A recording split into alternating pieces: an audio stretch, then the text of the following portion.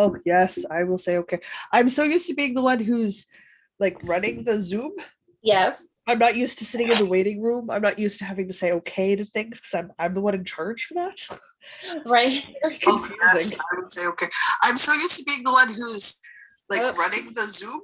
Yes. I'm not used to sitting in the waiting room. I'm not used to having to say okay to things because I'm the one in charge for that. Right. Very confusing. Yes, I would say okay. I'm so used to being the one who's yeah.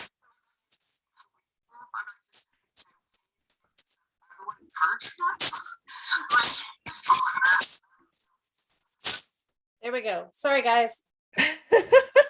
I lost everything went all wonky. yeah, all of a sudden I had like literally 6 other screens open here. So I couldn't find where I was. Anyways, hi everybody. Welcome. It is Jocelyn and I's mid-month motivation. It is. So I don't know how much motivating are we going to do tonight? I have no idea. Oh, well, it's going to be fun, whatever. So we had taken some suggestions. Wait a minute. I'm going to drop spindle. I got to take the pillow out. I've got my drop spindling here too. I found one spindle. I have at least one more, and it wasn't where it was supposed to be. Imagine that. I had to go looking for AA batteries the other day. So you'd think I would have left it with my other spare batteries. And no. Oh no, I left it beside the flashlight that uses the batteries. Oh. Which was at a different location. Yeah. Well, totally makes Still sense. Makes sense, because if you want the flashlight in an emergency situation, you don't want to then have to go find the batteries. True. To turn the flashlight on, the flashlight needs new batteries. So it still made sense, and yet it's not where I went looking for my AA's. Oh my gosh. My mouse is wireless. It just needed new batteries. It was time. It was time.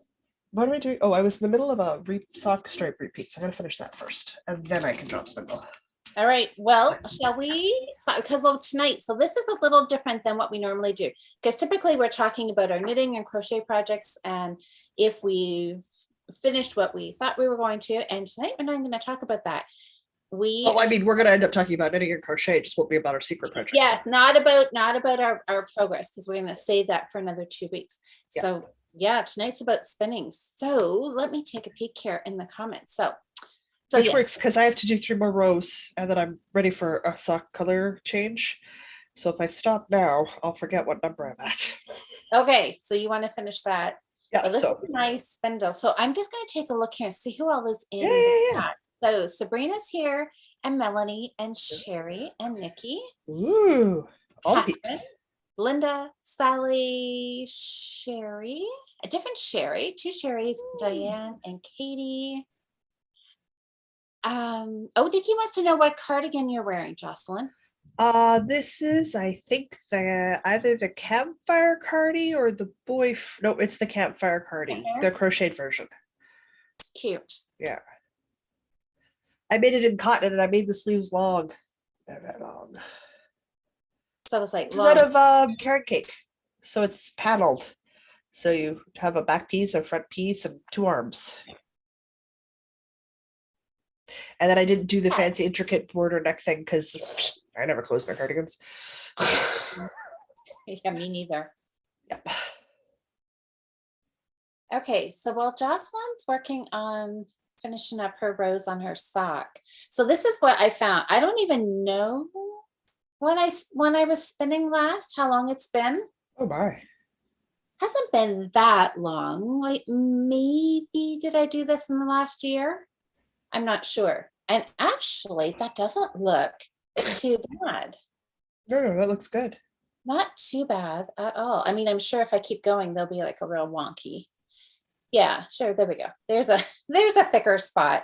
My spinning gets very inconsistent, but I have to say it is getting better because it used to be really wildly, lace weight to chunky weight, all in, not too many feet. It was pretty all over the place. So this is a good reason to pull it out and just play around. I'm going to, with my drop spinning, for the drop spinning, I try to make art yarn. That's my goal, my end goal. So I want consistently inconsistent yarn. And I'm still working on that. So I still get a little too wild in my variations, but we're sort of getting into a cycle, which is good. Yeah. Yeah, my spinning wheel, I'm working on being consistent Okay. and making one with the fiber, one with the strand all the way through. So because I wanted to keep them separate so that in my brain they remain separate things. So when I drop spin, I'm art yarning, which I love art yarn. So to me, it's absolutely wonderful. That's the thick thin yarn. I love it. I really, really do. But for like regular, more like just a standard, I'd like something that's a DK weight yarn. That's what that drop spindle is. That drop spin or that spinning wheel is happiest at sort of like sport to worsted. It'll do fingering, but it's really sort of happy in that slightly heavier sport DK kind of worsted range. Yeah. Once you're done applying it. My coffee cup is on my yarn. So I found out that the spinning wheel that Anita gave me for Christmas. Okay. Funny, I knew nothing. I mean, I don't know anything about really spinning wheels at all. That's fair. But we went to the Hamilton Fiber Festival a month or so ago. Okay. And there was a lady there who had refurbished wheels. They looked like all varying ages. Some of them were super, super old. They had there was a little one. It looked like literally a child size. Yeah. And but she said it could be used either it was for children or it was a lady spinning wheel that I think she called it a parlor wheel. And yeah, because you would have a smaller wheel in your parlor than you would say necessarily in a back room where it wouldn't be open to the public. Very tiny, like it did look child size. Yeah. And so she had that one, and then there was some more what I would call the modern, where the wheel, everything is all compact in front of you. Oh, okay. Yeah, those would be some of the newer wheel designs. Yeah. I like them. They're really cool. This is just okay. Hello. Lizzie apparently is missing me, but she's driving me bonkers. So I'm waiting for mine to show up at some point. I brushed her hair, and the arch nemesis Broom was out today, so I might not see her.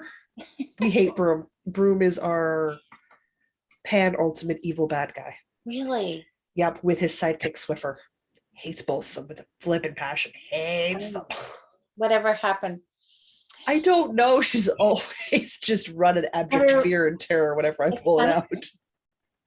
So this woman who had all these spinning wheels, when I walked by, I was curious because I just love looking at all the wheels, and I was kind of looking at all of them, and all of a sudden I'm like, that one right there is exactly what my daughter gave me for Christmas this year. And it's a bigger wheel, like it is a fair size, because I live in a very tiny spot. Like I do not have a whole lot of room. And when I saw her at Christmas time, I opened the door and here she is with this big spinning wheel. I was like, oh my God, where am I going to put that? But it is so gorgeous. Like it is vintage enough, like it has that real vintage look. And the stain on it, the wood, it is just gorgeous. But it's big, it's fairly big. And so the woman at the show told me that these were made, they were like commercial wheels, and they were made for spinning fine. Yeah. And fine and fast, she said. Yeah. And they would use it for, I think like for weaving. It would be like the warp on the loom. Yeah. Is what they were trying to do, was spin. And yeah, so I thought, well, at least I know a little bit about it. Yeah. My wheel is a refurbished Ashford traditional. It's a single treadle. I think I have that exact same one upstairs. Yeah. So it is my learning wheel because it is consistent, and she's teaching me to spin very slowly because I am not a fast learner. For me, it's the vision thing. I can't watch the draft and watch the pull through the eye at the same time. I can watch one or the other. I cannot visually encompass both in my sight anymore. So I'm learning to draft by feel and watch the orifice, because that's where the yarn goes through. That adds a layer of complexity that I'm pretty sure most people don't have. Yeah. So I'd like to get an electric wheel at some point.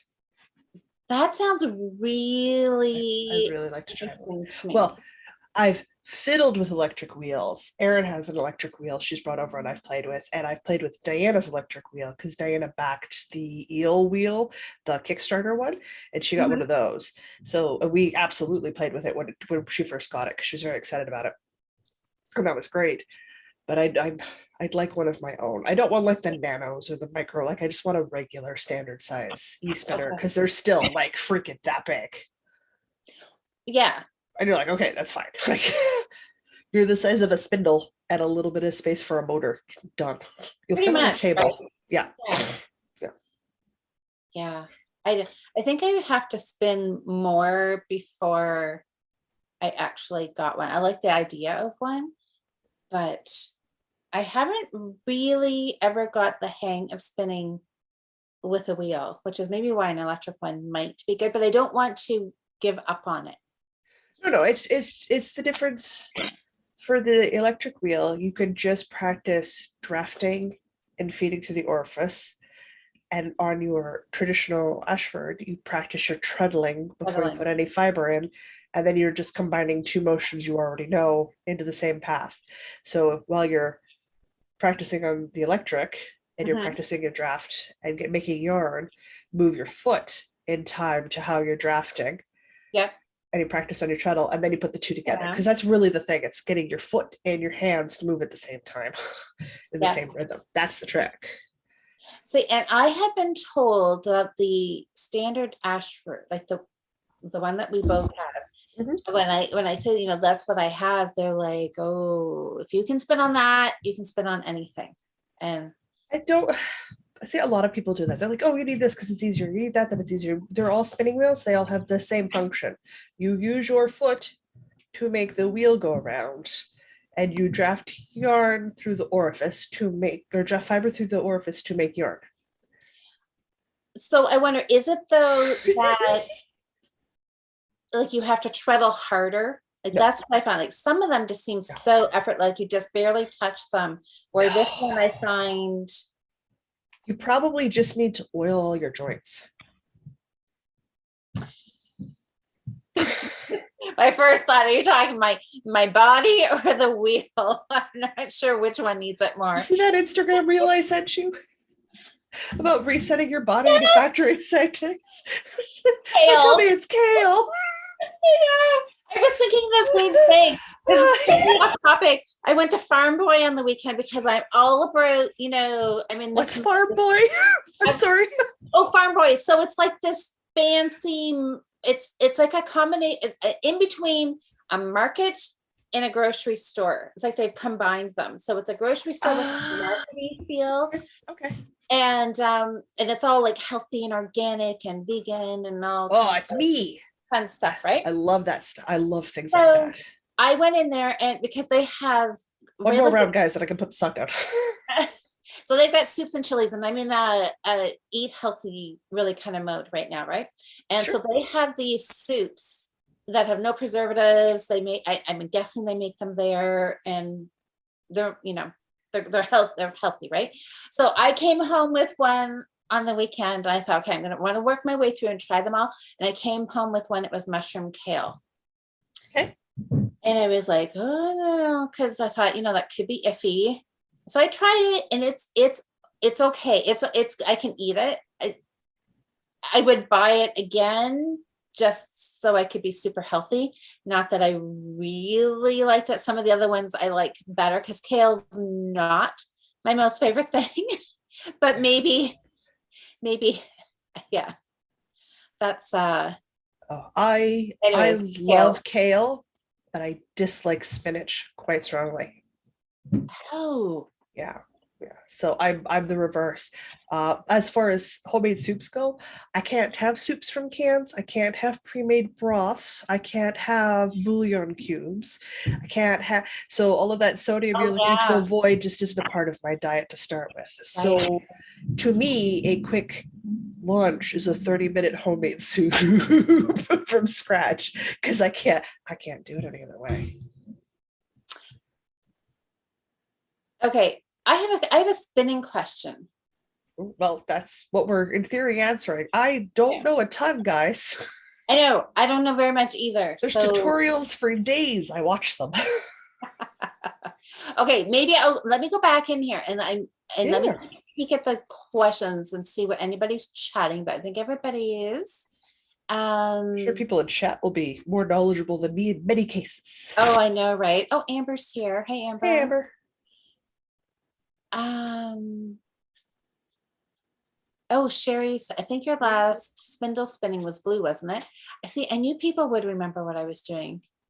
They Oh, have better memories than we do. I know, right? Ugh. Oh, Sabrina says she's never used a drop spindle, but she owns 3 spinning wheels and she loves to spin. I think that is a common thing, right? To kind of start I collecting wheels. would love to see more drop spindle variations become popular at the craft markets, at the fiber sales markets and stuff, because they are amazing entryway spinning, because you're not dropping several hundred or thousands of dollars on a wheel. A basic, ye old, hang on, wait, I've got it here. A basic drop spindle will run you on average $20. A bump of fiber will run you anywhere from what 28 to 36 bucks. You could try a craft for 50 bucks or less. You have the tool and you have the fiber. Yeah. And usually at any sort of knitting convention or yarn convention, you sit down somewhere and you start fiddling with some of these, one of us is going to be like, oh, that's a drop spindle. And we're going to wander over and we're going to ask what you're spinning. Because we all do it with knitted stuff. We all do it with crochet. We all do it. But this is the only way I got into spinning. If I had that barrier of a spinning wheel, it would never have happened. I would absolutely never drop that much money to try something. You're right. And in Manitoba, we don't really have a guild. And a lot of places don't have guilds because they're too small. Yeah. So it's this, I'd love to see more of these things. And more of like a Turkish drop spindles or delegans. Delegans. That's what Diana uses, which is just a Scottish drop spindle. Oh. Yeah, so I'd love to see different variations and types, because again, collectors, I would own like 50 billion. Like, I'd own every type of drop spindle. We know I would. Oh, definitely.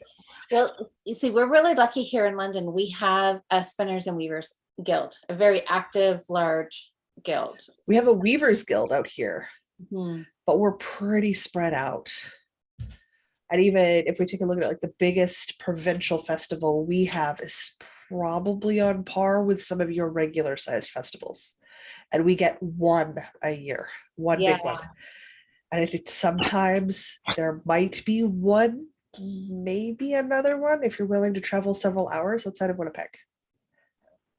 But I do mean several. It's like in Brandon, which is like 2.5 hours away. Or well, see, and we're really lucky because our Woolstock, which what was Woodstock, is a fleece festival.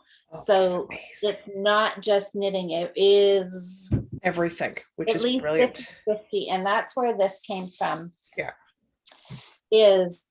came from this is a local farm. You guys have a lot of alpaca. We're inundated with alpaca out here. We have tons of alpaca farms around here as well. I know I've got tons of alpaca because my friend Debbie from Zeraldo Alpaca. I love alpacas. They are the most beautiful, beautiful, dainty, princessy creatures on the planet. Yes. I can't wear their wool. I just start to sweat looking at it. Look at that sock. Look at all those stripes. I found. Look, it's so pretty. Sock goodness. Yeah. Oh, there's your sock. I'm delayed because I'm looking at the YouTube comments, but yeah, that's okay. Yes. Hey, you got a yellow toe. I do. I'm actually using, I have 2 skeins of yellow for the toes. And then I have 2 skeins of, these are minis, right? 2 yellow minis for toes and heels. and 2 pink minis for stripes, and then 1 full skein of a variegated sock club colorway for the Oh, main color. So I am making up my own stripes.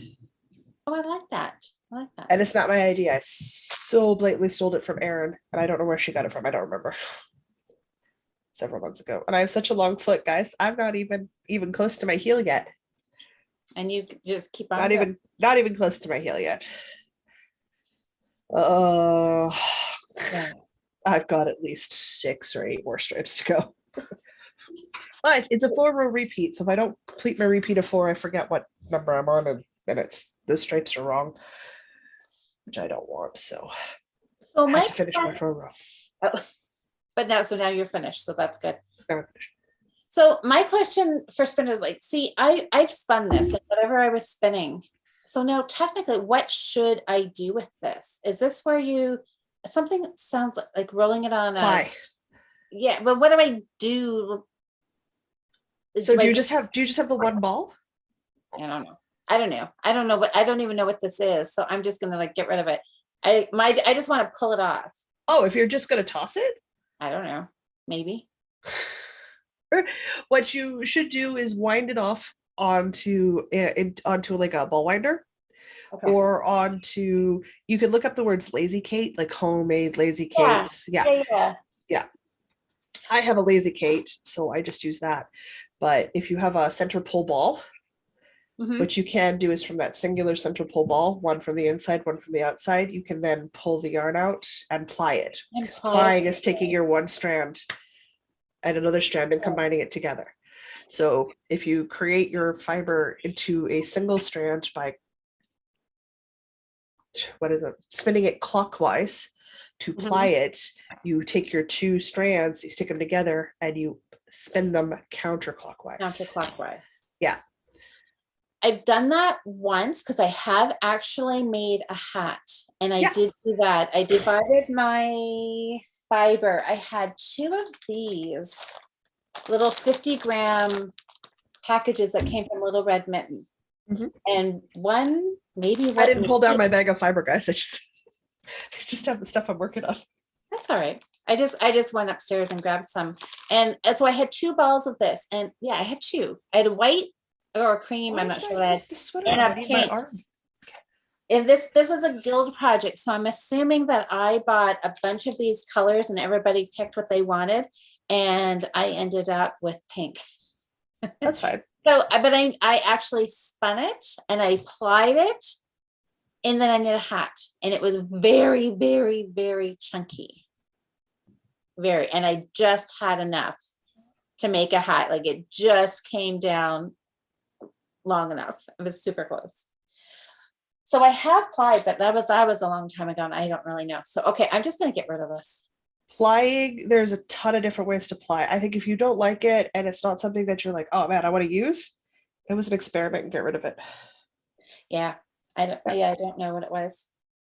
But now I have tons of fiber because, when I get down these tangents where I say, I'm not going to buy any more yarn, then Start buying fiber instead. I just switch and I buy something else. It's either books, it's needles, or fiber. So I have tons of fiber, and I've done that. I know I'm starting to think, I'm not even sure what this is, but this is really pretty color. It's black with silver in it. Oh, there, I think you can kind of see. It looks really pretty. Well, there's all tons of different types of fiber, and everyone will have an opinion this side of last Tuesday as to which fiber you should learn on, which fiber is easier to spin. A lot of it's, what did they learn on? That tends to be the one they recommend. Right. Yeah.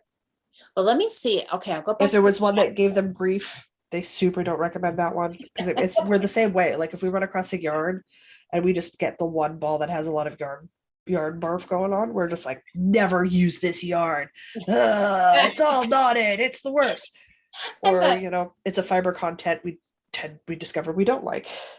God, it was awful, why did I use it? Yeah, that's right. Yeah. Oh, Susanna and Audrey are here. Oh yeah, so Audrey's asking the same thing. Where can I get a used spinner? So this woman that was at the Fiber Festival in Hamilton, she said that was kind of her purpose, why she started her business was exactly for what you were saying, Jocelyn, is that she wanted to have affordable, like good quality refurbished wheels that people could buy. I think hers were around, like, they were still expensive. I think they were like $200, maybe. I think that was maybe, I forget what she said, that was the average or the most expensive one there.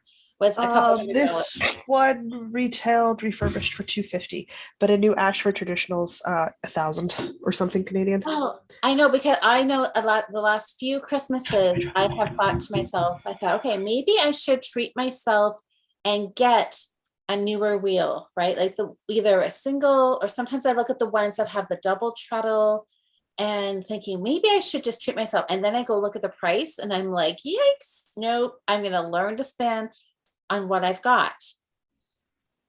So I know a new wheel I think would be fantastic, but yeah, they are expensive. Okay, so here, I just scrolled down to the end of the comments here. So let me see, because it looks like we've got we got tons of comments here. Oh God. Okay, we want comments, so. Oh, okay. Melanie says, fun fact, kale is called rocket in the UK. Okay. I wonder why. Hi, Linda. Okay, Linda says there's different drive wheels too. Mine is Scotch tension. Spinning is addictive. I really like spindle spinning very much. Oh, she says that, she really didn't like spindle spinning. See, and I think there again, you're going to run into people who love spindles, some people who love wheels. It's like DPNs versus magic loop. Oh, yeah. There's going to be preferences to what you like versus one or the other. It's the same with Scotch tension versus, what's the other tension called? I know there's two main drive band formats you can have. And if you've never spun before and you start looking into this stuff, you're going to think, oh my God, I'm never going to learn anything because this is just too much. Let's see, Scotch tension, I've never heard of that, Linda. Interesting. Okay, so I'm going to learn lots here tonight too. So let's see, Jude said before she got her first wheel, she tried every spinning brand I could, and some I simply could not treadle because of her knee injury. That would be a variation. Yes, that would be difficult. But so then probably Jude, you're not going to want a double treadle then. You probably would go for a single treadle. Yeah. Because then you could use your good knee, not your bad knee. Right. Okay, that should be a good consideration for me then. Okay, Jude also said, taking the advice of experienced spinners. I ignored the ones I found hard to treadle because it would be bad in the long run. There you go. Diane said yarn stores rent spinning wheels, which not all yarn stores. Brand you like before purchasing. That's not all yarn stores. Yeah, not all yarn, but see, Little Red Mitten used to have. Did they have wheels? I don't know if they actually had wheels. They had weaving. They had looms. I know my local yarn store does weaving classes, and you can rent the looms while you're taking a class. That would be interesting, though, to see if there are any yarn shops around in your local area, because that would be fun if you could just rent them and try them, for sure. Okay, and Jude, so yeah, she said Jude went to a fiber festival where there often are spinning stands and local guilds. Yes, I think that's the thing. If you can go to a guild, like our guild here, pre-COVID, of course, had open houses, and then you could go and you could watch them spin, and I'm sure you could sit, and try their wheels, or I'm sure every spinners are going to want you to sit down and try. They're going to want you to try it, right, and get you hooked. Yep. Okay. Now Sabrina says that they have a spinning Facebook group for their state, and they have an in-person meetups once a month. Oh, that's great. Yeah, there is a few spinning groups here. I know. Outside the city, I know my aunt belongs to one. My aunt has been a big spinner. I have grown up watching my aunt spin as a little girl. I just remember her. She always had her spinning wheel in the living room, and I was always wanting to try it. But I would start to treadle, but then if you don't treadle fast enough, the wheel starts spinning backwards. And yes, that's my memory. But I was always drawn to wanting to spin. and she's made such beautiful things. My mom keeps telling me that her mother, my grandma Catherine, if she was still alive, my grandmother Catherine passed when I was 16, just before I turned 16. Yeah, Mm. somewhere between my 15th and 16th birthday, both my mom's parents passed away. Oh dear.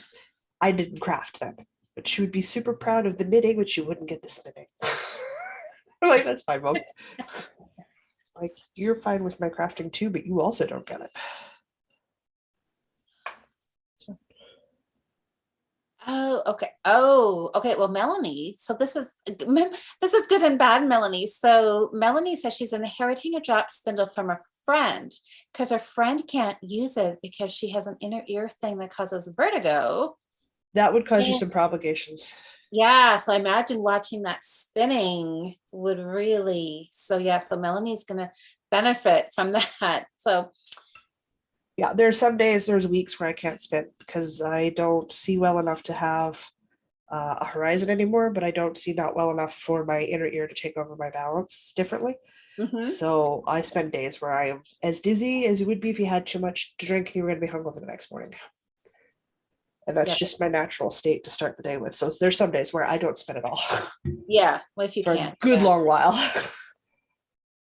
Okay, and Nikki says, of course, she said on YouTube, she said she found a lady that winds, so it must be like mine, into a tight ball. She's done this, and then you put it in a bowl, and you do that with 2 or more balls, and then you apply from it. Oh yeah, there's tons of different ways to do it. I love my lazy cape. Yeah. It's a tool. I love having it, but I don't have a woolly winder, which is an attachment for your spinning wheel that removes. So a lot of older spinning wheels, you see they have the little hooks sticking out, and that's once your yarn has gone through the orifice, it catches onto the hook, and then it gets spun onto the bobbin. You have to move that manually with the hooks. The woolly winder moves it for you automatically. Oh, that's what the woolly winder does now. Oh. So I don't have all the tools because, again, I don't know if I like this hobby that much. Well, I know you got to try to rein yourself in a little bit, right? Well, if it takes over, sure. I mean, I have to figure out how I'm getting a treadle Singer sewing machine home from Edmonton that I'm picking up in May. See, I already have crafts that take over. Well, I know, but what's another one? Drop spindles are tiny, so go with more drop spindles. That's what I'm thinking. These will totally fit in a drawer. The entire table, Victorian sewing table, will not fit in a drawer. So, okay, let me see. I did see Amber scrolls down here. So Amber said that I could ask Jolynn at Little Red Mitten about renting a spinning wheel. You could, yeah. I was just there, so I will have to ask her next time I'm there. Elena, how are you, Elena? So let me see here. Oh, what is this? Jude said I use a plying bracelet. Oh, I've heard of those. I've never seen one of these. Never heard of that. Okay, I have no idea what it is, but I'm already thinking I need one. So especially for scrappy and leftovers, but I really, really recommend knitting with what you have spun because you learn what you like in your yarn. It helps you learn. Jude, oh, well, that's great. I love that. Right now, the yarn I make is for a decorative bowl, and that's what I want it for. So that's what it's used for. I've knitted with hand spun, so just not my own. Yeah, I mean, I did that pink hat, but I haven't. You're right. I really haven't knit with anything, Jude. So that's a good recommendation. Hi, Sam. Oh, I've knit with hand spun. I love it. Oh, so Susanna's asking somebody. Hi, Susanna. So you're in Oregon. You got to Acorn and Threads. Acorn and Threads, is that a yarn shop? Interesting. Oh, Audrey said her sister went through Montana and picked up something special for her. Do you know what it is? Like, is it yarn, Audrey? That's exciting. Or is it a complete surprise? Oh, Elena. So Elena says she's thinking all this talk is thinking she should go sit down at the spinning wheel. I think maybe. The only reason I can get away with spinning is because Louise has got the hard part. She's asking all the questions. I'm just sitting here fondling spinning my drop spindle here. Just playing with it, not actually doing. Oh, Diane says Little Red Mitten has spinning wheels upstairs. Ah, see, I haven't been upstairs in a while since the dyeing took over up there. All right, that's good to know, ladies. Oh my gosh, I will have to ask her. People in Ontario, you're just spoiled. Well, you know, we are very, very lucky. That is for sure. Okay, Sherry's just said she likes her Turkish spindle. Yeah. I want a Turkish spindle. So I just love the look of it. well, I do too, but is that that's the one that crisscrosses, right? It has the X and then you can like dismantle it and or does it make like okay, so why would you use the Turkish spindle? I'm thinking that is it something how it comes, it pulls apart, it's the piece, the two crisscross pieces, and then does that leave you a ball or it winds or how it, I don't know. I'm not even sure what I'm trying to say. Can anybody read my mind? Sherry will have to tell me why you like your Turkish spindle, because that's always been something that I've thought about, but I've never bought one. So what do you guys think? Like there's top whorls and bottom whorls. And are Turkish spindles bottom whorls? I'm not sure. I don't know if it qualifies as a bottom or a top whorl. I'm not sure either. I never considered the information important, so I never bothered to figure out why. So, okay, let me see. Yeah, so I would be curious, like, yeah, what really is the difference between a top? So this is a top whorl because the hook's up here and the whorl's here, right? As opposed to it being a bottom Reverse. At the bottom. Yeah. And then I know that there's different weights like this. I can't remember what this was on the tag. It said this was, I don't know, so many, would it be in ounces? And then like a lighter spindle spins finer yarn and something heavier, like actually like physically heavier is for spinning heavier yarns. Does that sound right?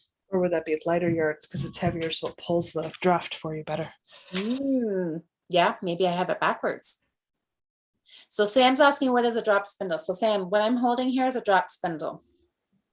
Remember, as opposed to an actual spinning wheel, like which that we have in my background. Yeah. I am a capital K knitter. I still have to Google every time my stitch gauge is off because I can't remember if too many stitches means it's too big or too small. Yeah, I know. I have to picture it. And I have to Google it every time. Every time. Okay, so let's see here. So let me go back. I'm leaning forward, so I'm gonna push my chair back a bit so I'm in frame better. Oh, Sabrina says she likes to knit toys with hand spun. That would be nice. Okay, so Jude said, now I've never heard of this before. She says she has a double treadle. You guys are just typing these words because you know I can't pronounce them. Kromski, Kromski. That'd be a brand of spinning wheel, wouldn't it? Yeah, Yes. Kromski Fantasia. She says she loves it. Oh, she says both knees are shot, but with like a single eventually. Balancing the two treadles needs to be, perfect for some brands. Yes. So a single treadle, would a single treadle be easier for a new spinner then? I'm sure you're gonna have people say yes and people say no. I know, right? So yeah, so Sherry says she likes her Turkish. Sabrina says, yeah, knitting her toys. Diane says hello. Linda says, I love knitting with hand spun yarn. Oh, she's knitting a sweater right now. So with hand spun. I should be knitting a sweater right now. Shouldn't we all be knitting? Oh, Melanie says I covet Kromskis. They are so gorgeous. And then Elena saying she is saving up for one. See, that's not. Now I feel like I need to go Google one. I mean, not an option for me, guys. Yeah. But I suppose, right? It's like I always have to compare everything back to knitting, what I can relate it to, right? Like your all the time. Patty needles, your Chowgoo needles versus your Knitter Pride needles. And there's going to be benefits probably to buying something like a high-end wheel versus something that is a little more middle of the road. But yeah, I guess you have to figure in your budget what you can afford versus how often you're going to do it. If you've really tried it out, maybe that, yeah, you buy a cheaper something refurbished like the Ashford, like you and I both have. And then if you love it, then you move on to something a little fancier or better, right? Or not. We need to just buy refurbished because you're giving them a second home and use, And and they're a functioning and Yep. being used for their intended purpose, not sitting in a room collecting dust. for sure. For sure. Which is just the sad part. When you see them sitting in a room collecting dust because nobody uses them, that's Yeah. just sad. But they're like, oh, but it was, my great grandmother's. I'm like, yeah, but you don't use it, so you're just wasting the purpose of the machine, and that's just tragedy. That's tragedy. Yes, that would be. That's Okay, tragedy. Audrey can read my mind and Oh, good. all my mumble jumble, what I was trying to explain. She says, Turkish spindles remove the stem and pull sticks of your ball and you have a ball ready. So that's what I thought. That's what you were trying to describe. Okay, Yeah. we got there. I know. See, Audrey can follow my ramblings. We got there. It'll take me a bit, but I will be able to translate Louise at some point. I know. It just takes time. Fill in the blank. It takes time. And Sherry says, I like that my Turkish spindle can leave me with a center pull cake.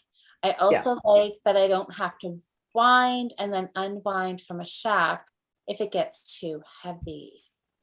Oh, that sounds like a good idea. Yes. Sam asked, what's a drop spindle? And Juice like, it's what Louise is waving about. I know. I'm just sitting here playing with it.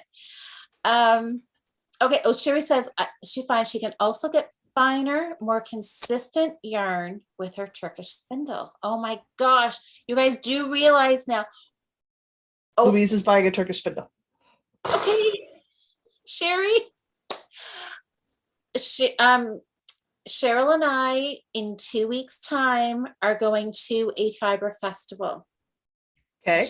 She is bending at a fiber festival. It's not a knitting show, it's a fiber festival. So I'm thinking I may need to find a Turkish spindle. And it happens to be my birthday weekend. Oh my God, you absolutely need to find a Turkish spindle. So, I mean, does that not just like the stars are aligning here? Oh yeah, that totally has to happen. That has to happen now, right? Has to happen. Okay. Okay. Jude is asking, has anyone used a supported spindle? Does it differ much? So Jude, are you talking about one of those great big ones that the end sits on the floor or like in a little cup kind of thing? Because I've not used one. I have one. I'm not entirely sure where it is. I'm not shocked at either of those two statements. I know, which is sad, right? I bought one. I can't even remember what they're called. What is the name of those ones that sit on they're tall. They're about like 4 feet tall. That would be like being shocked when we go somewhere. They're like, oh, I need, someone to do something like this. And I look at you and go, I got a guy. Because you need plumbing work, I got a guy. You need an electrician, I got a guy. You need a house built, I got a guy. Like, and they're different guys. You have a guy. Know people. Do you need to talk to an accountant? I got a guy. They're not always guys either, but that would. Okay, so I want to see if somebody can tell me. Yes, so it's a supported spindle, Jude. That's what I'm guessing. Am I correct with that? Oh, Nikki's saying the Krumsky.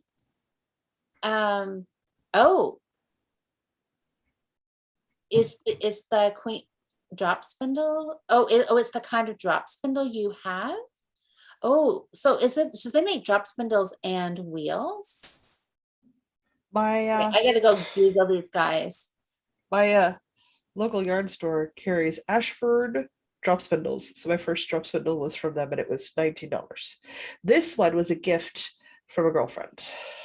So I don't know how much. Because it was a present. Ooh.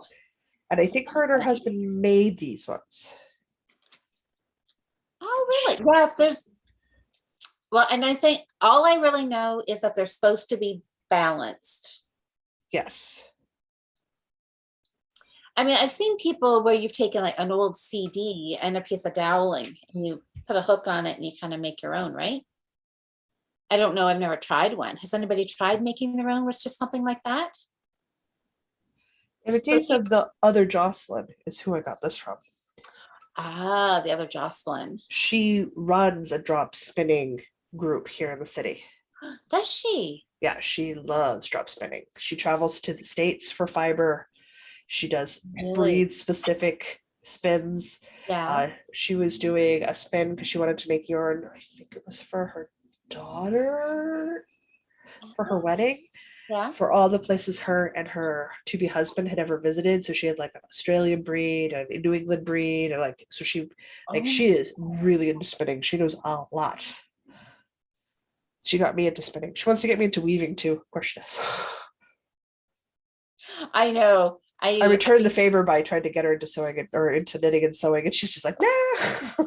See, and that always I find it interesting when people spin but they don't knit. But I mean, I guess they weave with it. Maybe I'm assuming Sometimes. they must have to, right? Sometimes they just like spinning. That's fine. Sometimes. Well, that's this one woman that I met at the guild. She came to me because she wanted to know about learn to knit classes, and I was just shocked. I'm like, you don't know how to knit? I'm like, well, why are you spinning if you don't know how to knit? Because to me, that is the order of things, right? You learn to knit, and then you want to make your own yarn. Whereas she got into spinning and just found it really, really relaxing and just loved the spinning part of it, but didn't know how to knit. So anyways, interesting. So Jude said she learned on a single and she bought a double, and she said both are the same, just takes practice. Yeah, that's what I thought. Just figured Yeah. either just using 1 foot or 2. Okay. But I could see one treadle being better for you if you've got a bum knee. Because then you Yeah. can use your good, like that's why I went single, because I've got a really bad ankle. Like, next time I take a really good fall on it, we're putting metal pins in it, bad ankle. So I have an ankle in really rough shape. So I obviously treadle with the other ankle. With the good one. With the good foot. Okay, so Sherry's chiming in here. She says she's like, I think the theory is the lighter top whirl spindles make finer yarn. It has to do with the speed of the spin, but I'm not sure if that's the same across the board. Okay. I have no idea. I don't know. I was thinking the same thing too, but then Jocelyn, your theory kind of having a heavier spindle. I mean, so it could be a spin ratio. I've just never looked. Yeah. I've been nose deep in learning different sheep breeds for the last year and a half, and I still don't have a good grasp on that. So like I'm a ways away before I start fiddling with other things. Well, there's like so much to learn, and I find the more you learn, the more you realize you have more to learn, right? I mean, the whole it's like the spinning just opens up a whole new door, and then you talk about breed specific fiber is something else to learn about. It's all very exciting. It's different fibers spin differently. Sam asked, is spinning hard? Nope. No, it's just different, right? And I think Jude said this really good. She said, Sam, it's like rubbing your tummy while patting your head. Not hard. It just takes practice. If you do the smart thing, and I highly encourage this with any time you try anything, power tools, knitting, crochet, sewing, name it, ignore everyone's need to tell you every piece of terminology from here to next Tuesday.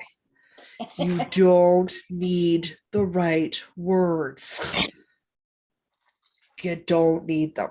You do not need to understand the entirety of the gaming mechanics behind Dungeons and Dragons. You need to know that a D20 is a 20-sided dice. We'll walk you through everything else if you do it a piece at a time. I didn't know anything about fiber. I knew drop spinning, you did it clockwise. So I watched a video on drafting. That's it. That's all I watched. I didn't watch anything else. I didn't watch any of the terminology. I did not fall down. And I just did that. And then I went, okay, I got that. What's next? And then I picked one new thing to learn rather than trying to get all of the info in my head at the same time, which is not going to work. Well, I think that's right. You just have to start. Just start. Just start. Don't get all overwhelmed with all the Don't stuff. overthink it. And it's only hard if you think it's hard. Because again, I got a girlfriend who watched me and Diana knit. She's actually friends with my ex-boyfriend. and went, I want to knit. And we said, cool, what would you like to start with? She's like, what's a beginning project? I'm like, I don't know, what catches your eye? They were thigh-high cabled socks. I said, okay, let's do it. We went, we bought needles, we bought yarn, and we walked her through how to cable, how to cast on a toe. And she did toe up, thigh-high cabled socks. First project ever. Well, Because not a single one of us told her that wasn't an appropriate first person project. that was too hard. Yeah, and sometimes that's good when you're just starting out with something, is just to do it, Just and to do it have and fun not with know. it and learn, because you don't know what you're supposed to be scared of. Yeah, my very first full dress was a medieval ball gown. It didn't occur to my sewing teacher to tell me that's something I shouldn't want to do first. I should try a simpler costume. I said, I want to make a costume. She said, what do you want? I said, I want a medieval ball gown dress. She said, okay, let's go. And I made all of it. I was 17. Good for you. But see, you have to, I think you picked it, like, you got it right bang on when you asked your friend, what do you like? Because you have to like it. You have to want the end product to stick with it, right? Yeah. I mean, I didn't start with cables, and I should have. Insert swear word. I should have, because now I'm afraid to do cables because my brain thinks they're hard. Yeah. And then I'm going to mess up, and it's You know all what? in here. It's not actually the cables. See, maybe socks should be everybody's first project. Then they won't be scared of the heel. Yeah, because it's not actually scary. Yeah. So it's just, I was like, you'll have more terms to learn off the hop. And she's like, I have an engineering degree. I'm sure I can handle a few more words. She wasn't wrong. There you go. But she didn't know that most people are like, oh, I can't cable. It's an advanced technique. So she's like, well, read these patterns. And she's like, I barely knit. I don't really have time for it. I'm like, I know. She's like, my second project was a sweater for my dad. I'm like, I know. Like, but we didn't go, this is a first person project. You like, I want to do this. And we gone, cool. What in there don't you understand? And we'll explain the thing you're missing. So I had a question. But I do the same with gaming. Like when I teach people to game or play Warhammer, that's what we do. We go, here's an army. Here's your rule book. Don't ignore that. Here's your pretty toys. Let's put them on the table, and we'll go step by step and explain the game as you play. Right. And that works. Because, oh my God, the rules, guys. Some of the things I do. They're intense and math-based. So I have got a couple of these. Those are big. I guess. Yeah. And I think they're Briggs and Little rovings, maybe. It could be they're chunky or they're bulky, which is or roving. Yeah, could be they're roving. Yeah. I think that, it doesn't have, it's not in its original packaging. Louise. But I think I know somebody else like, I'm going to judge you. I don't care. But anyway, somebody from the Spinning Guild told me once that this is something good to start spinning with, because you don't have to draft it, because you can just pull and go. So do I separate it? Because look, there's 5 plies to this. Yes. So I just do 1 ply at a time? I would do 1 ply at a time. That would be what I do. But that looks really loose. Now, I mean, I never did it that way. I bought braids, and I pre-draft my braids, especially if I'm going to sit and spin, because there's not a lot of space between like my knees and where my shoulders should be. So I pre-draft, and you guys may have noticed I was wrapping the fiber strand around my arm, so that I wouldn't get it. I wouldn't be drop spinning and have the end get caught in what I was spinning, because awkward mess. But I pre-draft. I take my one big chunk and I separate it out till it's smaller chunks, till it's roughly the weight I'm looking for, and then I draft from there. But again, I'm trying to create art yarn, and I'm parking my drop spindle instead of running it continuously. That's, and that's the only way I can do it, is I have to park. I have to spin, draft, park. Is that how I do it? Get it spinning, and then I pinch the fiber so the twist doesn't come down into the fiber. I've learned that. Nothing wrong with that. If all you ever do is park and spin, like park your spinning wheel between your knees, that's why we call parking, and spin, it's fine. It's totally fine. It's still spinning. Yeah. It's still spinning. So you get it going. I'm going to try to spin it. So you get it spinning, and I can only spin like live too close to a McDonald's, and I can get McDonald's decaf coffee way too often, guys. It's a 5-minute walk that way from the apartment. Oh, is I it? can literally just hop out and go get a coffee and come home. I'm at the point where my parents send me gift cards, so I can just go get a coffee and a small fry whenever I want. Sorry, Amber. I'll put my spinning wheel away, or my thingy, my drop spindle. Sorry, Jocelyn. Why are you waving it around still? Well, no, and Amber said yes, she have yeah, she said just let me holding it and spinning it was making her vertigo go act up. Oh, So I'm trying to keep it out of frame. Let me know if I get Put up it into down. frame and it's a problem, but you really should only see my arm going up.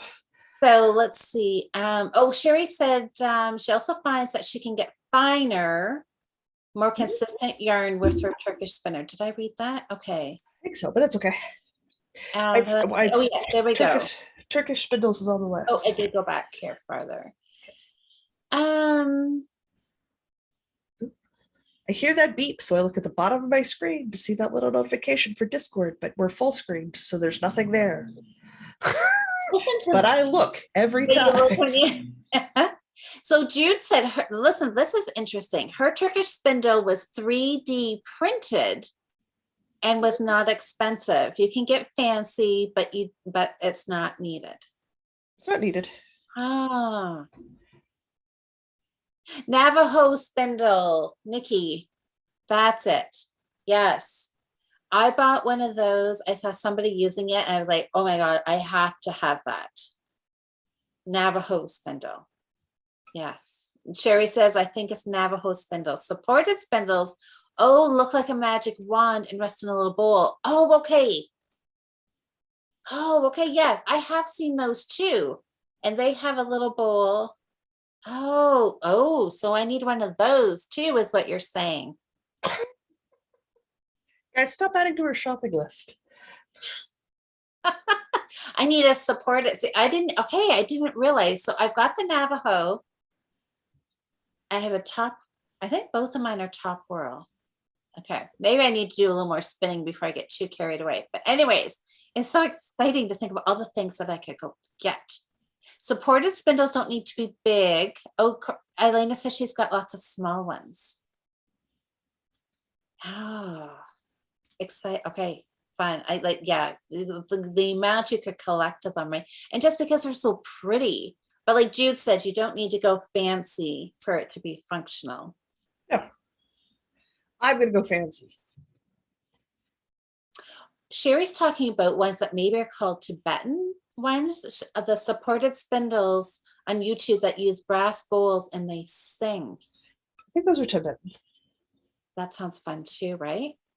Again, I'm just going to have a flippin' shelf with really pretty drop spindles that I never use. I know.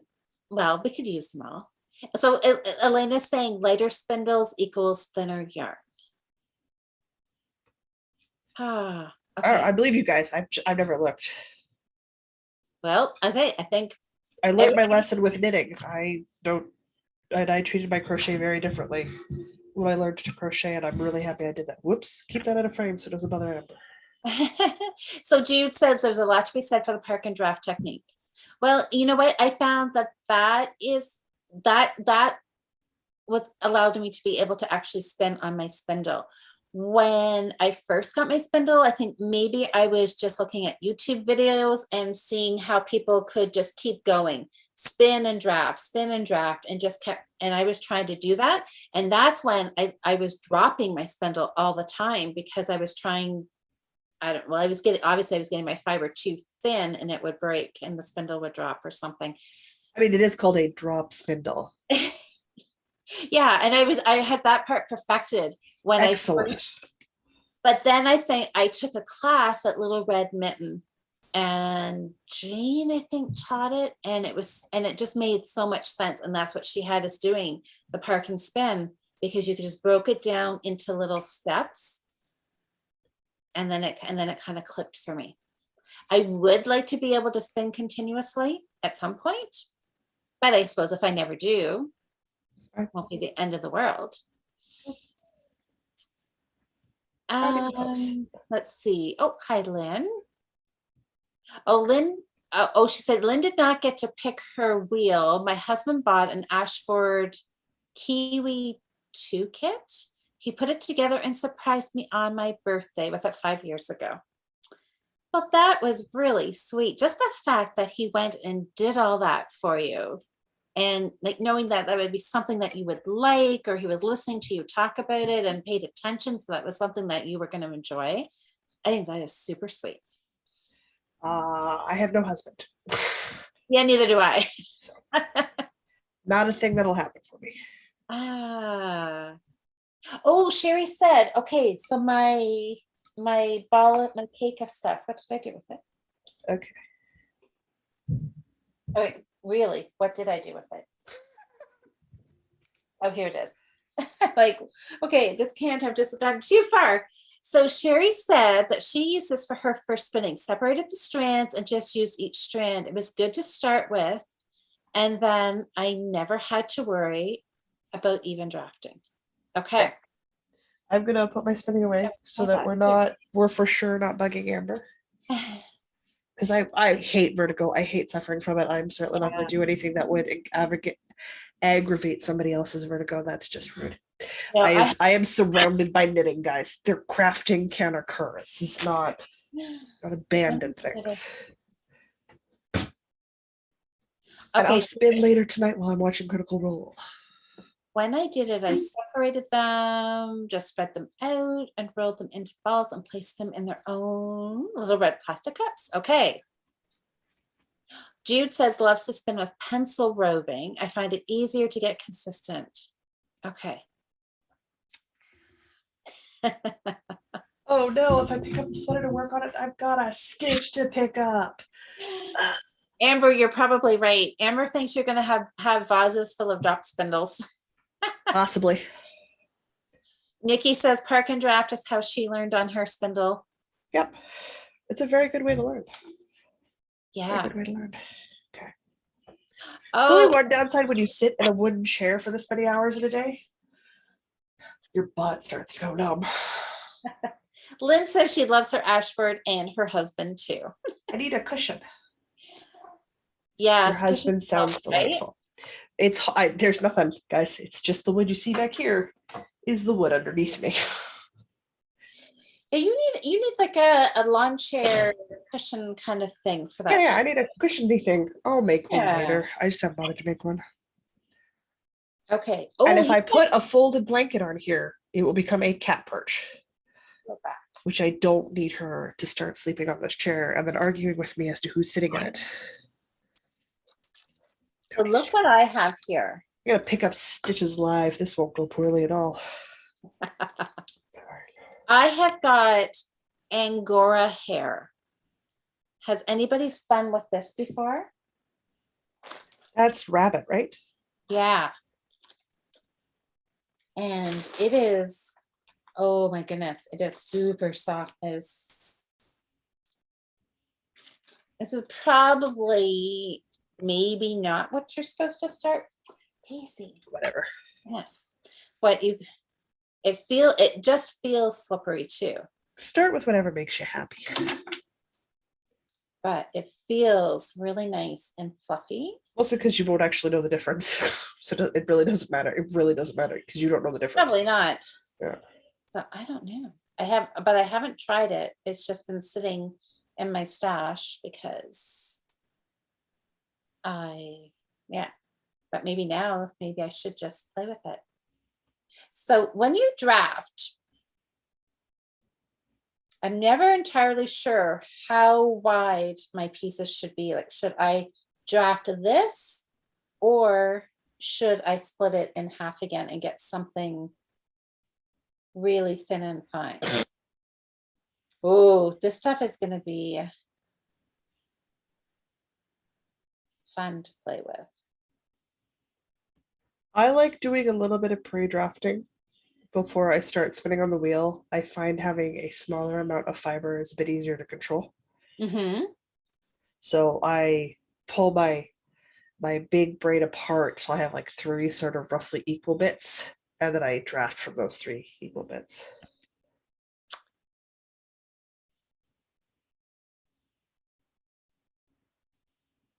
let's see. Oh, Elena says she's spun a bit, so now she should head to bed. Oh, she's solo Right. parenting Sunday, so I shouldn't stay up all night. Oh yeah. Oh, No, until Sunday. So that's a lot. yeah.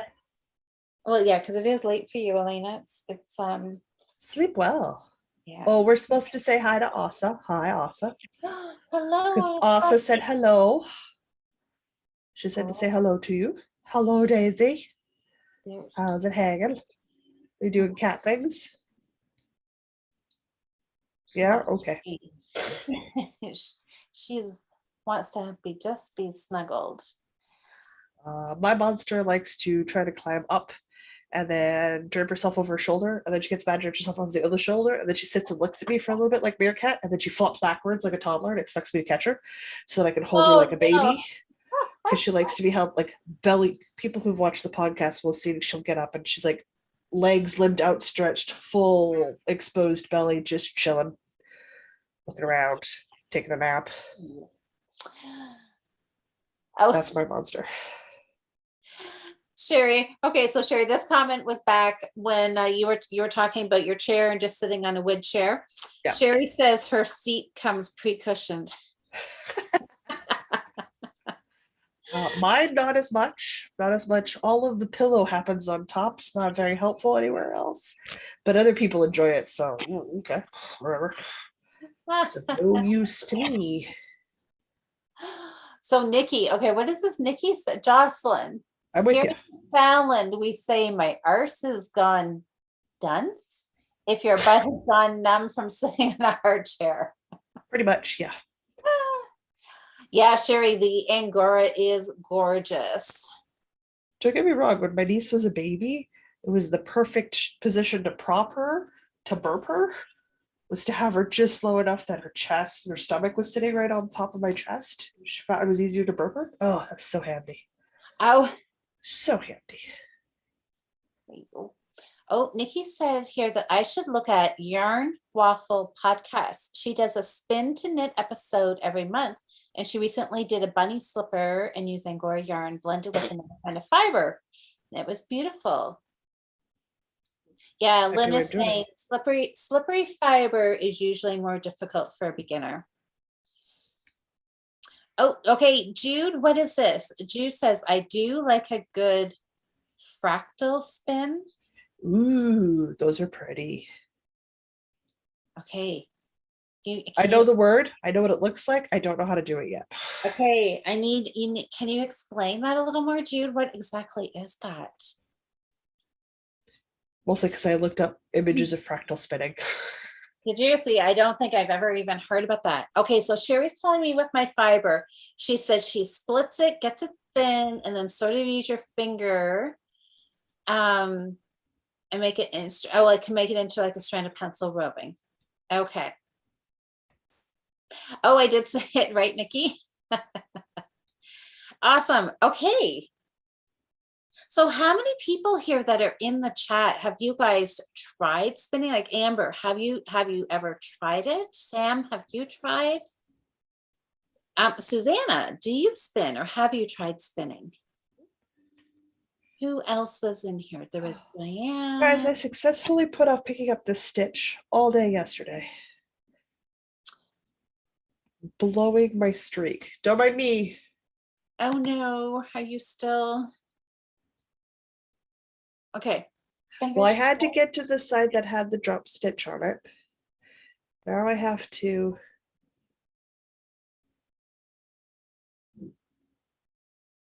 figure out how I'm going to ladder that up. So I've definitely got, okay, because I can't see it when it's down here. You know, I could definitely see having like dedicated spinning days. I would like that. So I just want to get a little bit here so I can get something to start on. So something really fine. So what I'm finding now is that I'm getting things really, really thin. I remember people telling me when I first started and I was joking about my art yarns that I was making chunky worsted lace, chunky, bulky, super bulky, and they said, once you get really good and you can control it, you'll find it hard to go back doing the art yarn stuff. And now I'm starting to find that I'm just getting really, really thin, really thin. The more I practice, the thinner I'm getting. A lot of people say that. Yeah. Yeah. Maybe because that is so hard. That's like seems to be your focus from the very beginning. Is like you want to get it thin, you want to get it thin. And yeah, and that's where I'm at. Okay, I don't even know what fiber I should use. If I should, maybe I will try this.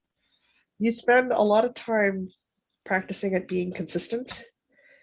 And then you're like, well, let's just get a little bit thinner with the consistent. Let's just get a little bit thinner with the consistent. And then all of a sudden you're very thin with the consistent. But being inconsistent is a problem because your brain's like, that's not right. You're supposed to be consistent.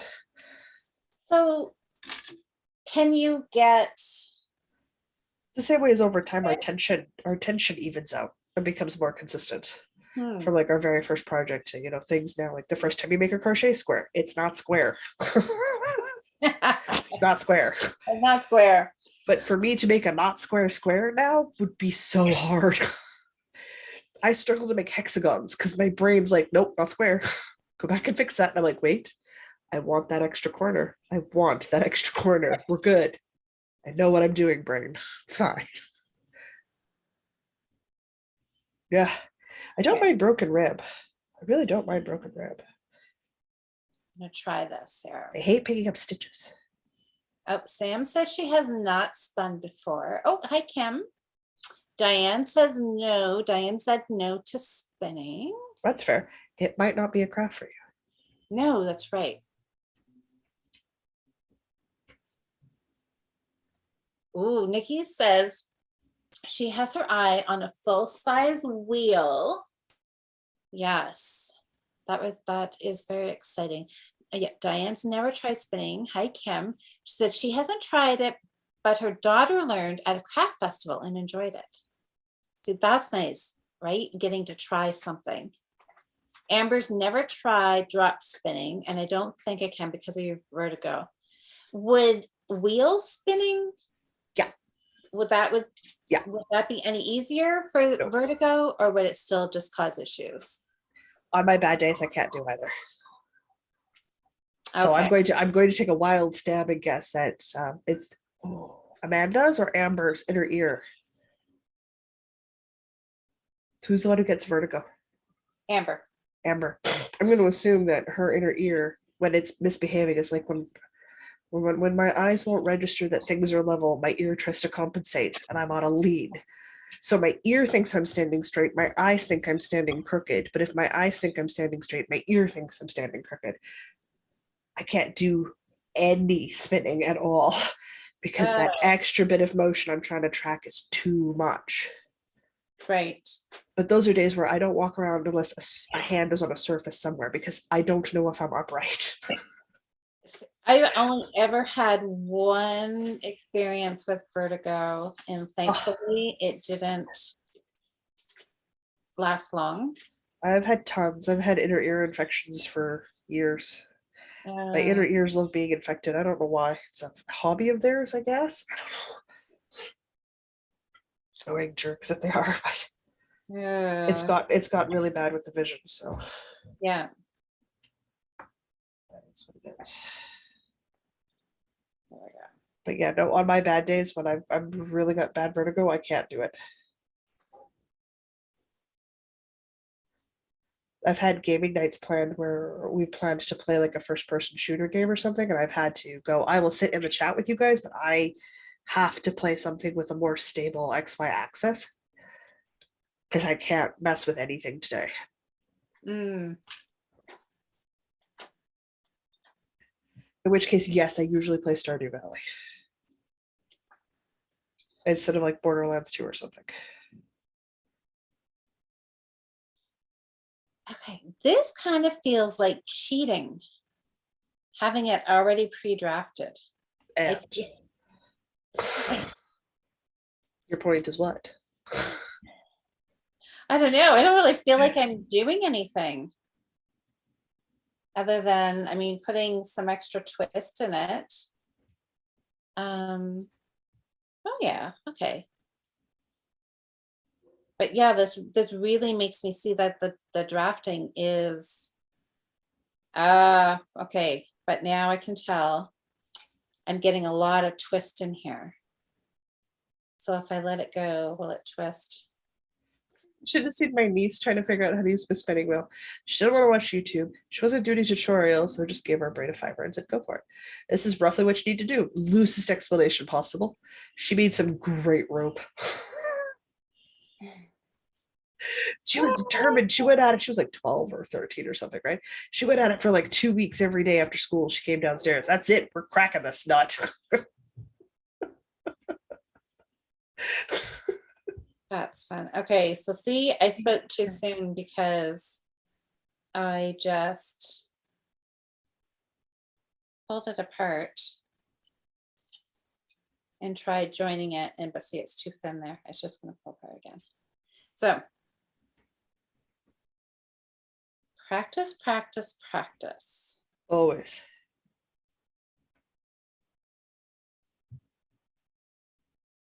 Oh, Sherry said, okay, yeah, so she tried spinning cotton balls. She said it was a ridiculous disaster. But I wonder, but you can, there are cotton fibers that you can get. I'm sure I've seen that at fiber shows too. Yeah, but cotton balls and cotton fiber are really different. I suppose, but I'm sure a lot of people have thought about, oh, I could just try spinning cotton balls, right? Oh, yes, I don't doubt that there is. I also super seriously suspect that they're prepped in entirely different ways. Probably. So I always find when I'm spinning, and I'll try to keep it down low so it won't, I find that I get too much spin, too much twist in here. Okay, so when you've parked it and you're letting the twist go up the yarn, it just means you haven't let it travel far enough up the yarn. I just need to keep. You just need to keep going up the yarn. Can you? Okay, so see, that's what I was going to say. When you have it spun, you have to keep it off the screen. I'm not going to spin it. I'm not going to spin it. I'm just going to hold it. I do it by feel. So I'll run my fingers. I'll run my thumb and my index finger, along the line that I just spun to make sure that I don't have any really active areas. So I don't have areas that feel really ropey, and then it all feels the same from bottom to top. That's when I know I'm done.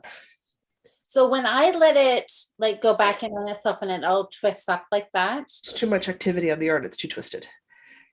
You want to give it more yarn to travel. So what I'm doing, so if you can see here, so where I've got my fingers pinched, I learned really early on that anything from my fingers down has got the twist in it.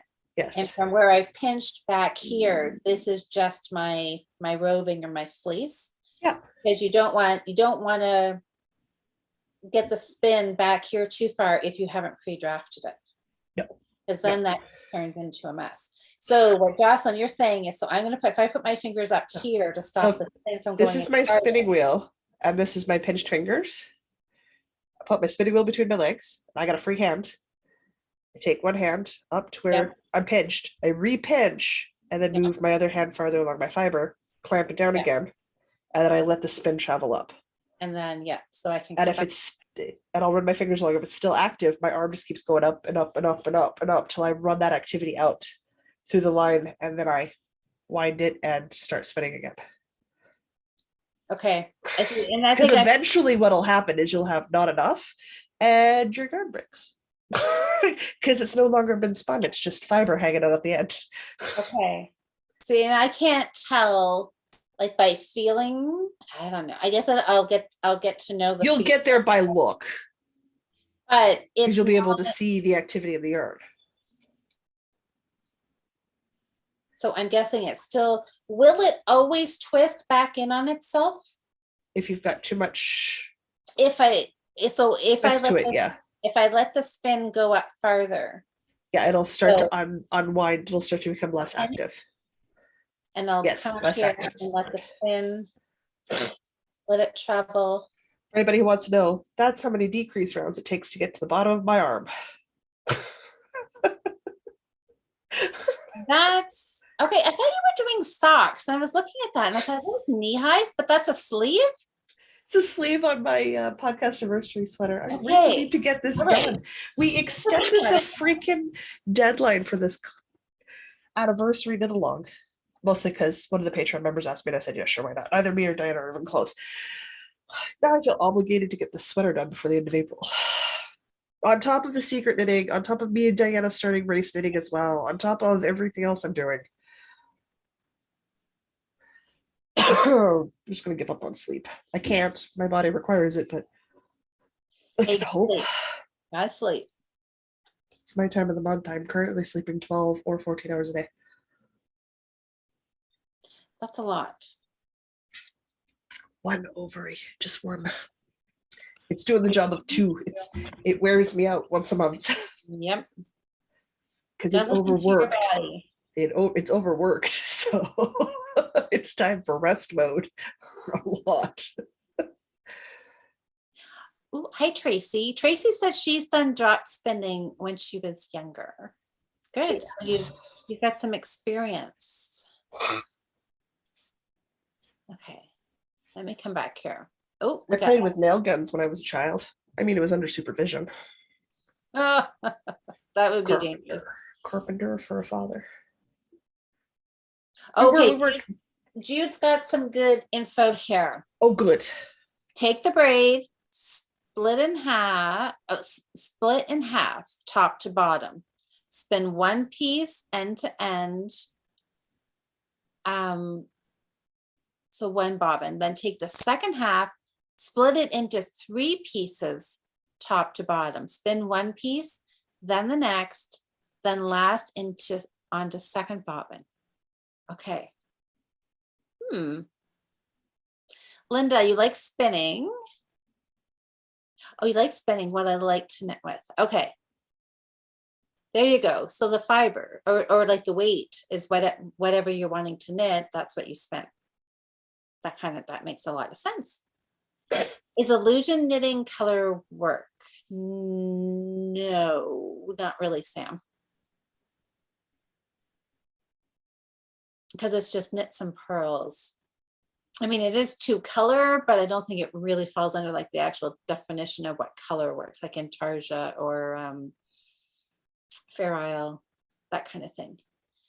Let's see, applying the bobbins together, one long sequence, one short sequence gives you a marled, type look to the yarn. A long sequence, then a short sequence. Okay, that sounds interesting. I don't quite understand, Jude, but Makes total sense to me. does it make sense to you? Oh yeah. Okay. Yeah. And I'm like, oh, Marled I should try that. Marled would be fun. I think I just really gotta spend more. I'm so excited that we're doing this because this is fun playing around. I need to perfect it a little bit more. What was it? It was Nikki Knits that was saying something about arses. Ugh. Yeah. Mine's very flat.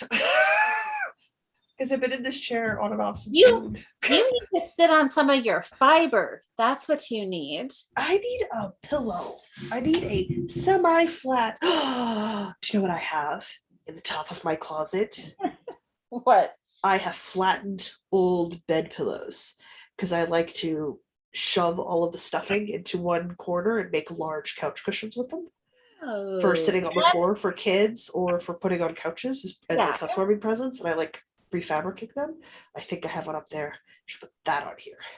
Guys, replace your pillows regularly.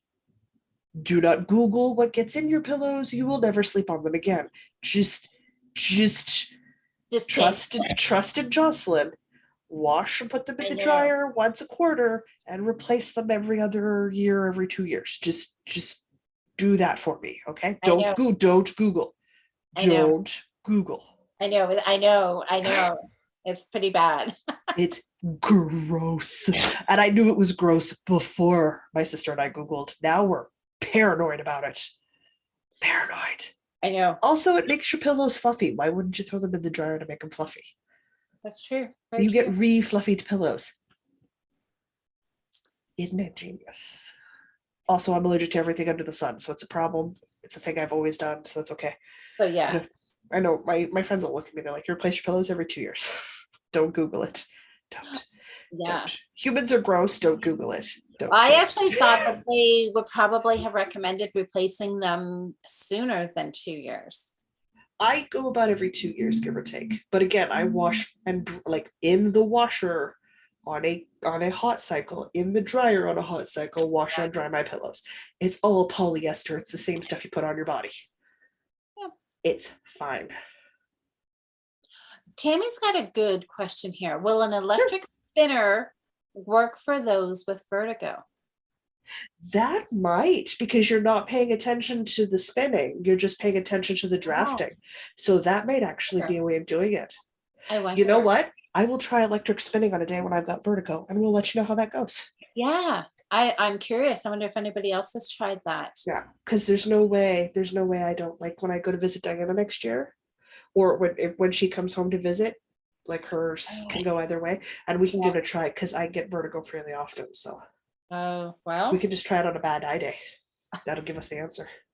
Okay, then try it and report back. Yeah. Okay, yeah. So Amber says, okay, so Amber, I wonder if the electric spinner, we'll see if Amber comes up, maybe that might be an option. Because yeah, Amber says no. Anything like 3D movies, anything just. Oh God, no! 3D movies are the worst. Yeah. Oh, the worst. Movies themselves are bad enough. 3D movies are worse. Well, that's too bad. Amber doesn't think the e-spinner will work, so that anything that spins bothers her, so maybe not. It might be too sensitive for her. That's super fair. Well, don't do it. Not if it makes you miserable. Then you don't. can.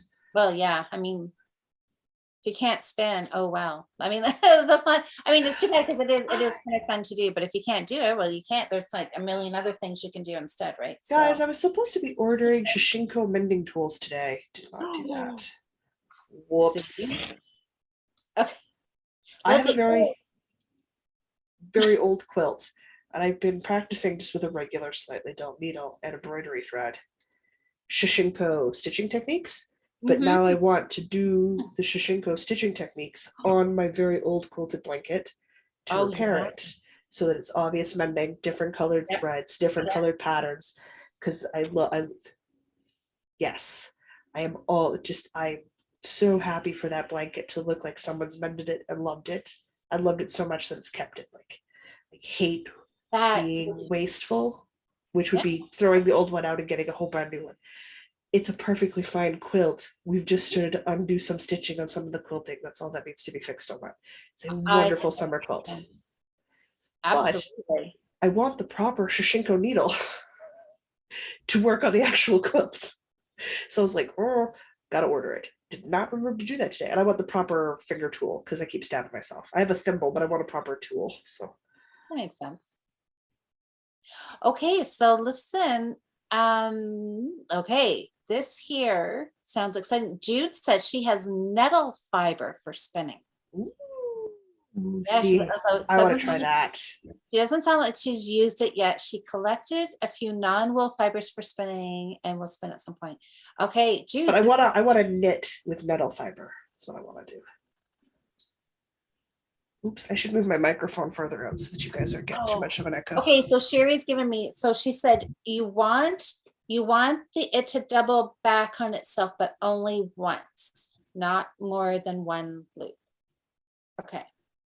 All right, so I think I had more than one loop there. Okay, that's good to know, Sherry. So it can, so between that, knowing that, and the feel, like Jocelyn said, so feeling the twist in there, that's what I would kind of work on. Well, because you can feel the twist in your finished yarns. So if you just feel your single plies, because what you're making is a single ply.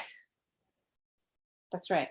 And that'll give you a very good idea. The same as like after I'm done plying, I feel my DK yarns, because my DK yarn has a different ply ratio to it, or like 2-ply or 3-ply, when I'm doing 2 or 3 plies. This obviously has more. It's a sock. Wait, it's a sock yarn. I'm using a sock yarn, guys.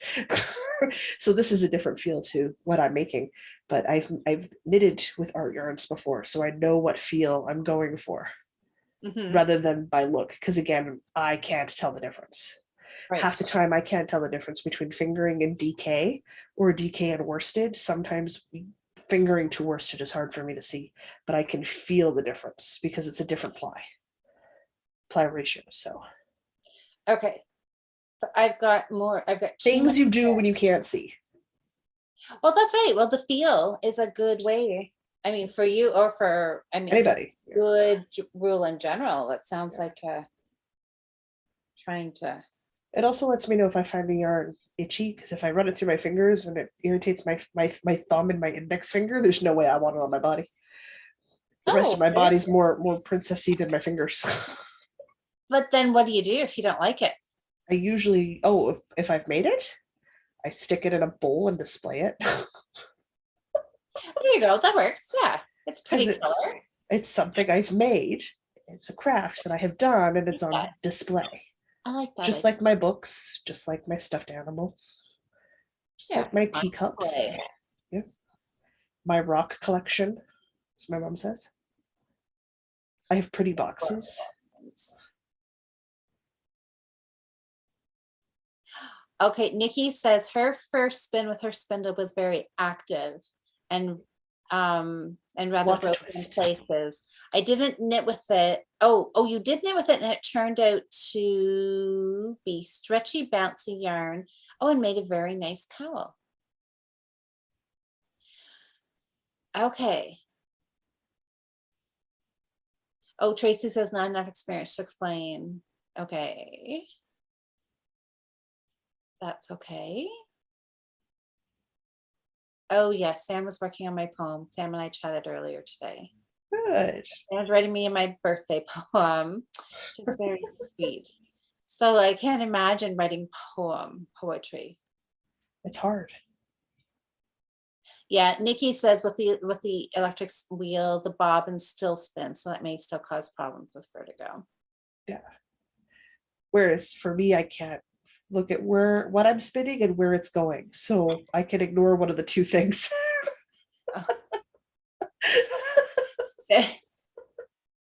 Cheating for the win. Yeah, Sherry told me I had too much spin the last time. I was held it up and it like really like all twisted up. Okay, yeah, so it sounds like Amber's out like spinning anyways, because between her and her hubby, she said he's had a concussion, so lots of spinning makes him sick as well. So spinning would be out. I even have to have a hard time. Oh, she even has a hard time. She has to wind up a cake of yarn. I can see that. Yes, spinning is not going to work for you. No. Yeah. Yes, winding cake balls can be nauseating. It's not Yes, fun. you're right. And there again, that's something you take for granted when you don't have to be concerned about something like that. Well, I get really bad motion sickness if I'm in the backseat of cars. It's to the point where I will drive my friends' husbands bonkers because I will not get in the backseat of the car. I don't care if they've come with their wife. I don't care if we're going somewhere as a trio. Oh. They sit in the back of the car because I'm not going to be sick because they can't be bothered to move. Yeah, I do not want to sit in the back seat of a car. I can sit. I've gotten now. I can sit in the passenger seat in the front. I used to, but again, as the vision's faded, it's not far enough gone yet for me to have stopped caring. So my body's still trying to function like it has sight, but it doesn't have enough anymore. So it's causing problems for me.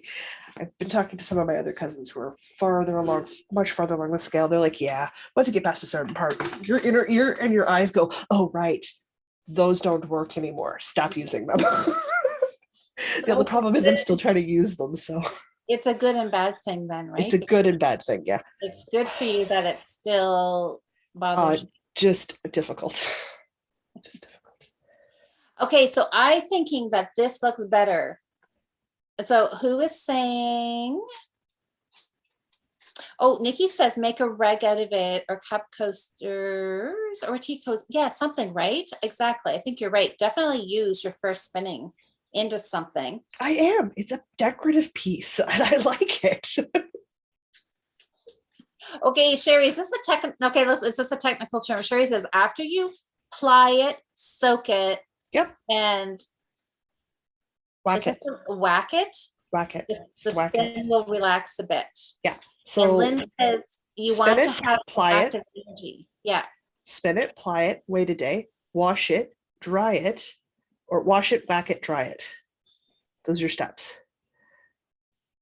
Spin, ply, Yeah. wait, wash, whack, dry. Okay, explain whack to me. Literally what it sounds like. You literally whack. Like you're hitting it? You literally whack it like it's a cut of beef and you're trying to soften up the meat before you put it in the oven. You literally just whack it. Okay. That's exactly what it sounds like. It is the weirdest thing to do on the planet. I have never done that. I have Yeah. obviously I have missed that. I knew you were supposed to, like there was some waiting part in there, which I'm never really good at. So what happens if you wash it without waiting? Is that a big no-no? I have no idea. I've always waited because they all say wait, so I do. I don't want to wait, right? But if I'm honest about it, I spin it and then it sits for a day or 2 or 4 or more months. Yeah. And then I ply it and then I walk away and do something else for a while. And then I'm like, oh, right, I'm supposed to wash that. So the washing and whacking happen side by side because they're right there together at the same time. And then it gets hung up to dry. But sometimes I have yarn drying in the bathtub for a week and a half because I don't shower, I bathe. So it sits on the hanger over the shower stall head. And sometimes it doesn't move. People will come over and the mysterious Mr. B will be like, there's yarn hanging in. Oh, right, I was washing that.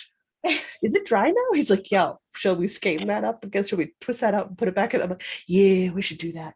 Because like I also have yarn hanging in their bathroom. I mean, I do. I also have all sorts of things hanging in my bathroom. But I pre-wash all of my indie skeins before I use them. That's probably a good idea. I also gauge swatch before I do anything. I know, I said the evil G word. And the evil S word. That makes me super happy. And I do it because that's what you're supposed to do. So it's just a habit I've had from the start. Yeah, good for you. Do I have a rough idea of what I'm using every time I go to gauge swatch? Yeah, guys, I'm usually right on, or I'm off by like 0.5 millimeter in a size ratio. So it's usually pretty darn close, but I still gauge swatch. Okay. Sorry, I am. We start talking and then I forget what I'm doing. So this is how I figure out if I'm doing my garden's in the right direction or not. Ooh, okay. I'm gonna try to join this. I got to the end, thinking I need to.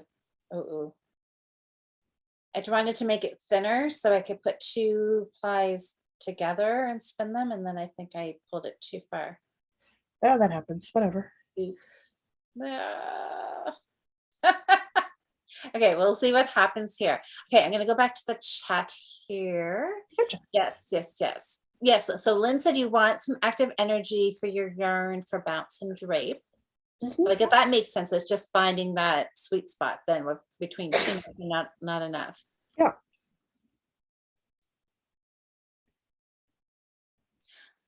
There you go. So Amber's got, so she watches TV and kicks up yarn. So she's kind of, you've got a plan there. So you're not actually looking at it. Okay, so Jude says she was taught to rest the singles before plying, not after before washing. So maybe as long as, I mean, I guess if both the plies, if all the singles rest, or if you ply it and let it rest. So as long as it has to rest before you wash it, then maybe it doesn't matter then, does it? I don't know. Sure. Okay. Sure. Up and down that gauge swatches lie to you and aren't necessary, but I mean, you and I would argue the opposite. So I don't know. Okay. So Sherry says she holds her wet skein like a loop and you whack it on the floor, Whack move it. your grip, and repeat until you've made it back to the starting point. Yep. Okay. I have a cast iron tub, but same thing. Okay. Oh, and so Lynn says a lot of spinning teachers say there is no benefit for waiting or resting the yarn. Yeah. There's going to be Yeah. arguments for all of it. Everybody's got a different idea. Yeah. Whether Nikki it needs says- the rest or not, mine gets rest because I move on to something else for a while. Yeah, because we have we did, I can see that. Maybe that's how that got started. Maybe somebody just decided to say that was a benefit because that's what ended up happening anyways. Way, yeah. It is always best to let your yarn rest. Yeah, that I could see. Okay. Some old grandma just making that up just because, right. And then it becomes gospel in a couple of generations. Yeah, I could see that. Because and then nobody really knows why they let it rest. Now, does anybody know? Anybody who's taken a class? Has anybody explained why it should rest? But maybe there's not a big deal. I mean, if you do it or you don't. So let me see if there's more. Nikki was saying you take your damp yarn in a loop, not hanged, then hold it in your throwing arm and whack it on the floor or side of a tub or something that won't damage, and then hang to dry. Much that won't damage. I live in an apartment. That would startle my neighbors because it Wouldn't makes a heck of a sound. I'm just whacking my yarn. That's hilarious. Yeah, people. That would be awkward to try to explain to the building manager. I think I'll just do it in the tub where you can't hear it as well the next floor down. Yeah, doing it on the floor, they'd be like, "What is she doing?" Then they'll be like, "Oh yeah, why? Why? She's just whacking her yarn. She must be spinning again." I know. It's just like I don't think people need to deal with that, do they? Seems aggressive. Oh, okay. Melanie's got a good question. Okay, so would laying it on the counter and hitting it with the back of a wooden spoon? We're the same principle. Maybe. Sherry says no clue. It's a lot of fun whacking it. I don't know. That's where you could get your anger out, right? If you're annoyed with something, if you've had a bad day, you could just take it out on the yarn, right? That's funny. Oh, and Jude says I snap rather than whack. So just pull on it real good. Just pulling, like letting it. That would be a snap, wouldn't it? Just a quick fist so that you get that snap in the yarn. That's what I'm envisioning. Nikki says I always let my singles rest first before applying. Said whether intentional or not, my yarn gets the rest. So. Oh my gosh. See, you know what? I think that the whole whacking thing is, again, something that our grandmothers, decided way back. And that was the whole purpose. It was that the fact that they were annoyed having, 6, 8, 10 children running around underfoot and not being able to, and you took your frustrations out on your spinning yarn. That's what depends how far back it goes. I don't know. Childhood wasn't a thing until like the 19th century in the Victorians. So depends on how far back the whacking goes. I wonder. Oh, I don't know. Can't you see that? I could see that being, as a parent, right? And your kids. See, I can see it the other way around, where it's a small human still at home because they're too young to be apprenticed out yet. And mom just wanting to give them something to do to keep them from getting underfoot. And it's okay, well, we've washed all the yarn. Can you just go whack it on the floor for me and hang it up to dry? Yeah, maybe. And never explained why. Never said it's just to get that out of my hair. I'm trying to make bread for dinner. So the kids grew up and that's what you did. Could be. I wonder. It could be either way. Oh, no wonder. It's 8:20. Guys, we got to wrap it up. I got Critical Role in like 40 minutes. I got to make tea. Oh my gosh. How did we talk? We've been talking, an hour and 45 minutes. My Yeah. goodness. My brain Wow. was like, shouldn't you be making tea right now? And I'm like, no, I can't be that late. Oh no, Isn't it's that that late. hilarious? It's We that always late. we always think we're like, okay, spinning. Well, neither one of us really spin. We don't really know much to talk about. We'll talk about it for 20 minutes, then we'll go back, talk about knitting, right? Nope. And almost 2 hours later, we're still talking about something that we don't know anything about. We don't do that much. That's hilarious. Okay, let me get to the end of the comments Of here course. and see what Nikki says. I know, how bad does that sound? Oh, there walk. There's your I know, yarn in the bathroom. Yarn everywhere. If I use worsted yarn for a sweater, what do you need? Yes, you always have to check your gauge, Sam, no matter what Always. thing. Yeah. Always. Even if Oh. you know what gauge you get when you knit on a thing. Yeah. You still check. Jude says it's like making bread. Best bread is made when you are cross. There you go. I think there's something to that. Diane says Victorian shoes had laces. Oh, and hard to throw. That's right. Whacking was Fair. much more convenient. Whacking was much more convenient. Well, it's like those ones, the ones where people are like, oh, why would you wear a corset? Corsets are uncomfortable. No, they're not, but we were told they were, so we believe it. So like, we're a highly gullible species. A highly gullible species. You just plant that seed. Yep. That's why you got to plant the right thing. Spinning is not hard. Gauge swatching is fun. Gauge watching is fine. It's I'm not fun. going to say it's the most enjoyable thing I ever do in my knitting career. It is not. But I like having that confirmation of numbers. Exactly. Okay, Lynn is saying the theory of resting the yarn is the energy of the twist relaxes and evens out throughout the yarn. Yeah, okay. Thank you for using the word theory. Theory. I yeah. appreciate the adherence to an academic structure on that. Lovely, lovely. Okay, so Jerry says that's right, Lynn, and whacking sets the twist. It's just what you do, so that's what I do. All right, well, I can't be. I'm going to go upstairs and whack my yarn tonight, right? Sorry, can't go out tonight, guys. I'm whacking. Yep, I'm just going to leave that as. We're just going to send that, and we're just going to let them think about that for a hot second. Whacking, not walking. Oh my gosh, that's hilarious. I know. Whack. Okay, well, I learned now that I need to rest my yarn and then whack it. Yes. It's fun. It's just good fun. If nothing else, it's just delightful to do. Well, this has been enlightening, you guys. Thank you so much for all of the comments, you guys who are experienced spinners. This has been good. Yes. Because so helpful. Yeah, I learned a lot tonight. This was really, really good.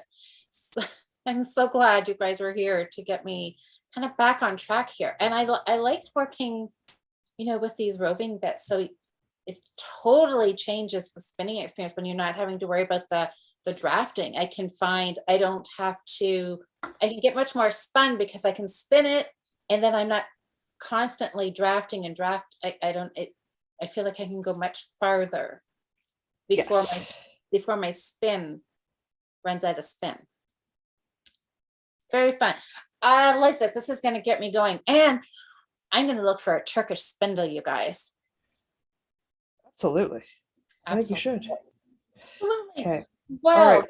I need to do the scientific method of putting the sleeve on to make sure it's long enough now. The scientific method of what did you do? Shove my arm in the sleeve to make sure it's long enough. Oh yeah, absolutely. Absolutely. Well, I got this much spun, you guys. And I now have a better idea of the feel of what it should feel like and the double. I got that much done today. Look at that. Wait, do that. Yeah, there. Well, look at that. We did good. Got off to a good start. I got and then I shoved all of my fiber in the coat pockets on my sewing dummy. Thanks, coat pockets on sewing dummy. That works good. All right, guys. Well, Jocelyn and I will be back again in 2 weeks with a whip check-in. Do you remember what your whips were? Yep, all 3 of them. I don't know if I remember you guys.